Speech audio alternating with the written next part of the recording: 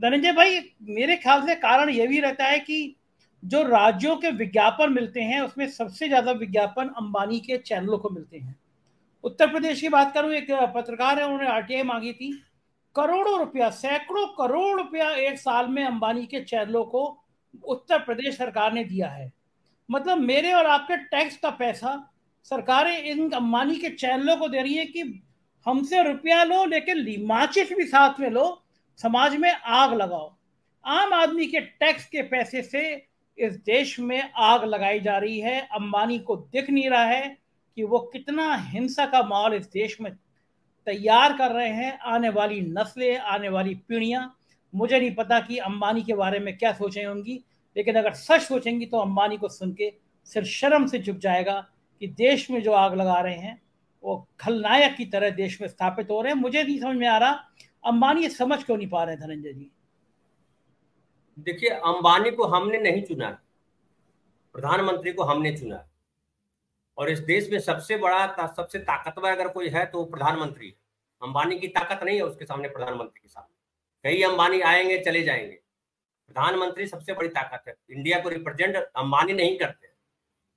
America के राष्ट्रपति अंबानी से मिलने के लिए अंबानी का स्वागत करने नहीं आते, उनको चीफ गेस्ट बना करके नहीं बुलाते। भारत के प्रधानमंत्री को बुलाते हैं। और मोदी जी को भी नहीं बुलाते, वो भारत के प्रधानमंत्री को बुलाए थे। दुनिया में कहीं भी सम्मान है, मोदी जी जहां जाते हैं डंका बजाते हैं, तो वो भारत के प्रधानमंत्री होने के नाते। क्या ये जो अडवाणी साहब है वो कहीं जाएंगे तो स्वागत होगा उनका इस तरह से? तो अंबानी तो है, देखिए अंबानी तो बिजनेसमैन का मतलब होता है मुनाफा। और जब कारपोरेट का जब बन जाता है प्रधानमंत्री, कारपोरेट प्रधानमंत्री बन जाता है, कारपोरेट मुख्यमंत्री बन जाएगा, तो यही हश्र होगा देश। आप जब आम आदमी की बात करते हैं तो आम आदमी बड़े निरीह नहीं है, आम आदमी कम नहीं है। अभी मैं आप जब बात कर रहे थे, मैंने अभी अजय भाई ने बात की सोशल मीडिया की, तो मैंने अभी मेरे चूंकि स्क्रीन पे सब लगा हुआ है तो मैंने टाइप किया, ट्विटर को मैंने देखा तो एक गगन बुक डिपो करके किताब की दुकान है, वहां 3 आदमी खड़े हैं और उसके बगल में एक आदमी दूसरे को चाकू से गोद रहा है और लोग आ जा रहे हैं, कोई देख नहीं रहा।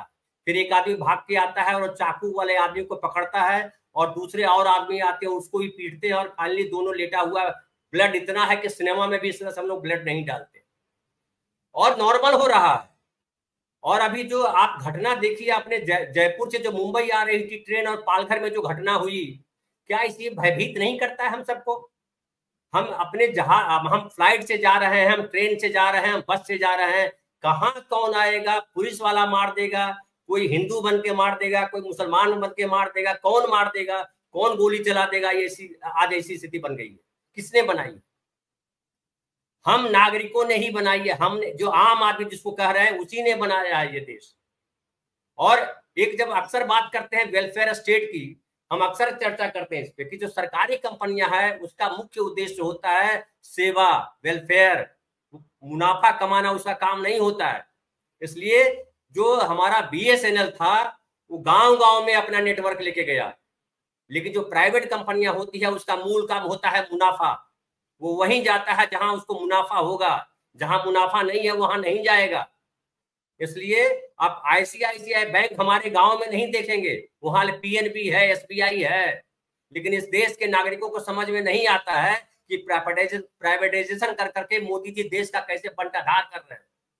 जो नेहरू ने नींव डाली थी देश में, और दुनिया के तमाम इकोनॉमिस्ट ने कहा था कि इससे बढ़िया इकोनॉमिक्स नहीं हो सकता है कि आप जो है सरकार अपनी पब्लिक सेक्टर कंपनियां खड़ी कर रही है और वो मजबूती दे रही है देश को। और अगर पब्लिक सेक्टर कंपनियां नहीं होती तो आपका देश कहां होता, ऐसी कल्पना कर लीजिए आप पाकिस्तान को देख करके। तो ये जो पूरी चीजें हो रही है सारे होशो हवास में हो रही है। अभी आप देखिए कि जो खट्टर साहब है गुजरात, ये हिमाचल प्रदेश के मुख्यमंत्री, वो क्या कह रहे हैं? वो कह रहे हैं कि हर आदमी को सुरक्षा नहीं दी जा सकती। खट्टर साहब, आपको सुरक्षा दी जा सकती है कि आपको भी नहीं दी जा सकती? आपको दी जा सकती तो जाइए जरा टहलिए नूह की गलियों में। और जो देश का सबसे पिछड़ा जिला है, और ये हम नहीं कह रहे हैं, नीति आयोग ने कहा है, जिसको योजना आयोग को मोदी जी ने नीति आयोग बनाया है, और जिस नूह का नाम जो है उसी खट्टर जी ने रखा है, नूह, उसके पहले उसका नाम मेवात था। और जिला बनाया हुडा साहब ने तो अलग किया। अब बताइए कि गुड़गांव के बगल का वो जिला है और इतना गरीब देश में कोई दूसरा जिला नहीं है, इतना पिछड़ा जिला है, और वहां की आबादी 80% आबादी मुसलमान है, 20% आबादी हिंदू है। आप वहां शोभा यात्रा लेके जा रहे हैं और गृह मंत्री क्या बयान दे रहे हैं, शोभा यात्रा 3 साल से जा रही थी, किसने बदमाशी की है उसको ढूंढेंगे, उसको सजा दी जाएगी। तो जो मुसलमान है उसमें खौफ पैदा होता है। हमारे चारकोप में अगर कहे, चारकोप में जिस इलाके में मैं रहता हूं, और दंगे की स्थिति बन जाए और मिनिस्टर अगर कहे कि चारकोप में कौन कौन है उसको हम ढूंढ के निकालेंगे, तो भय पैदा होता है। आप सरकार चला रहे हो, दुकान नहीं चला रहे हो। सरकार के पास इंटेलिजेंस है, सरकार के पास पुलिस है, सरकार के पास सारी इंफॉर्मेशन है। जो दंगे कर रहे हैं वो कौन है, सरकार उनको नहीं जानती है, तो ढूंढना पड़ेगा। अभी जो है सुप्रीम कोर्ट में बात गई और परमिशन दिया गया कि हाँ आप जुलूस निकालो, और वो क्या किस तरीके के नारे लगे हम बोल नहीं सकते, ऐसे नारे लगाए गए।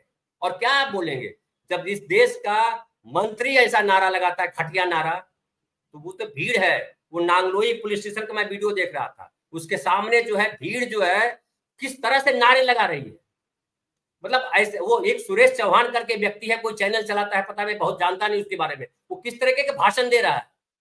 तो खुलेआम सरकार दंगाई भाषा बुलवा रही है, ये कोई दूसरा नहीं कर रहा है सरकार के अलावा। और सरकार बड़ी ताकतवर चीज है, सरकार कोई छोटी मोटी चीज नहीं है, वो धनंजय कुमार नहीं है सरकार। तो ये जो चीजें हो रही है, अंबानी को बिल्कुल दोष देना जरूरी है कि अंबानी भी इस देश का नागरिक है, अंबानी भी इस देश का बड़ा उद्योगपति है, लेकिन अंबानी पैसा कमाने के लिए अंबानी बना है। ये जो CSR मोदी जी ने, ये CSR जो बनाया था मनमोहन सिंह ने, उस CSR का इस्तेमाल किस तरीके से किया जा रहा है वो देख लीजिए। CSR जो है अपने लिए भक्त पैदा कर रहे हैं लोग, CSR का इस्तेमाल करके। कॉर्पोरेट रेस्पॉन्सिबिलिटी फंड जो है वो किस लिए बनाया गया था कि आपकी जिम्मेदारी तय हो, कि जो कॉर्पोरेट कंपनियां हैं उनकी भी सामाजिक जिम्मेदारी तय हो। वो प्रोग्राम बनाते हैं, तो आप आमिर खान का प्रोग्राम आपको याद होगा, एक प्रोग्राम बनाया था जिसमें जगह जगह से लोग लेके आए थे। लगता कितना दयालु है, बाप रे, कितना सोचता है इस देश के आम आदमियों के बारे में। लेकिन ये जो चैनल है, कल मैं बताऊं आपको, सत्य हिंदी पे बात चल रही थी, वो राहुल देव से संवाद कर रहे थे आलोक जोशी। राहुल देव जी का ही चेला है वो अमन चोपड़ा, उनके साथ काम किया हुआ है। तो आज किसी ने कहा कि राहुल देव बदल कैसे गए, उन्होंने ही अपॉइंट किया था, धनंजय जी उन्होंने ही अपॉइंट किया था। जी अजय भाई, बिल्कुल। और कई लोग हैं जो मीडिया पे आकर के, खाली अमन चोपड़ा अकेला नहीं है संजय भाई, अमन चोपड़ा जैसे 50 हैं जो नेशनल मीडिया पे आकर के बकवास करते हैं। उसको बकवास ही कहा जाना चाहिए, क्योंकि जो मानवता के साथ नहीं है, जो मानव सभ्यता के साथ नहीं है, वो बकवास कहलाएगा। वो क्या कह रहा है, वो इलाज ढूंढ रहा है। क्या इलाज ढूंढोगे आप? वो जो नारे लगा रहे हैं कि हम किसी को रहने नहीं देंगे, हम सबका बहिष्कार कर देंगे, ये खुलेआम हो रहा है और आप उस पर कार्रवाई नहीं कर रहे। आप डरा रहे हो उन लोगों को जो कमजोर हैं, जो कम संख्या में है।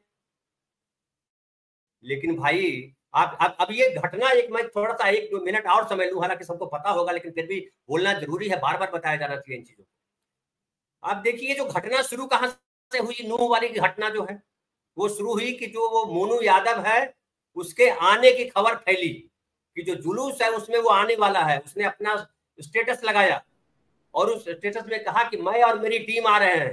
तो जाहिर है जो दूसरा वर्ग है, जो अजय भाई ने बड़ा सही कहा, हम लोगों को हिंदू मुसलमान लिखना नहीं पढ़ाया गया, हम लोग को कहा गया कि ये समुदाय के लोग दूसरे समुदाय के लोग लिखना सिखाया गया। हिंदू मुसलमान हम लोग लिखते नहीं, क्योंकि सब भारत के नागरिक, वो हिंदू मुसलमान नहीं है, वो भारत के नागरिक है। लेकिन जब इस देश का प्रधानमंत्री कपड़े से इंसानों को पहुंचाए, नागरिकों को पहुंचाने का, तो अंबानी और अमन चोपड़ा की क्या हैसियत है? वो तो है ही, उनको आप गलीज ही कह सकते हैं, उनको मानव सभ्यता के नाम पे कलंक ही कह सकते हैं, इंसान नहीं कह सकते। धनंजय जी शॉर्ट में आपका कमेंट। देखिए, मैं किसी के बायकॉट का समर्थक तो नहीं हूं कि किसी का बायकॉट किया जाए। सब इस देश के नागरिक हैं, सबको अपना व्यापार करने की आजादी है, सबको अपने तरीके से जीने की आजादी। लेकिन सरकार का काम कि सरकार जो है किस तरह से अपना शासन चलाती है। जो अभी बोल रहे थे अखिल स्वामी साहब, नेशनलाइजेशन तो सब जानते हैं कि राष्ट्रीयकरण इंदिरा गांधी ने किस तरह किया, बैंकों का किस तरह से किया, प्रीवी पर्स खत्म किया, किस तरह से जवाहरलाल नेहरू ने जमींदारी प्रथा का अंत किया। कल्पना कीजिए अगर जमींदारी प्रथा का अंत नहीं होता तो क्या होता। कल्पना कीजिए भारत लोकतांत्रिक देश नहीं होता तो क्या होता। ये जो आज हिंदू के नाम पे खास करके जो बैकवर्ड क्लास और दलित जो कूद रहे हैं, इनको लग रहा है कि मोदी जी आए हैं तो देश पता नहीं कहां चला जाएगा। उनको कहिए कि आप कल्पना करो, अभी भी आपके ऊपर पेशाब किया जा रहा है, ये भूल जाते हो। तो जो केशव मौर्य जी हैं, जो हमारे बिहार में कई सारे लोग हैं, जो आप दूसरे प्रदेशों में हैं, उनको सोचने की जरूरत है कि लोकतंत्र अगर नहीं होता तो हिंदू राष्ट्र की जो परिकल्पना रियल है तो आप कहाँ होते। अभी जो ये मारा गया, जो यहाँ ट्रेन में जो हादसा हुआ, चेतन सिंह ने जो गोली चलाई, वो क्या कह के गोली चलाई, मीणा को क्यों मार दिया। और मैं बताऊं, सोशल मीडिया पे मैंने ऐसे पोस्ट देखे कई जिसमें बड़ी तारीफ की गई उसकी कि अच्छा किया, मीणा जो है दलित था उसको मारा, मुसलमान को मारा। बताइए, इस तरह के पोस्ट किए जाते और सरकार का ध्यान नहीं है।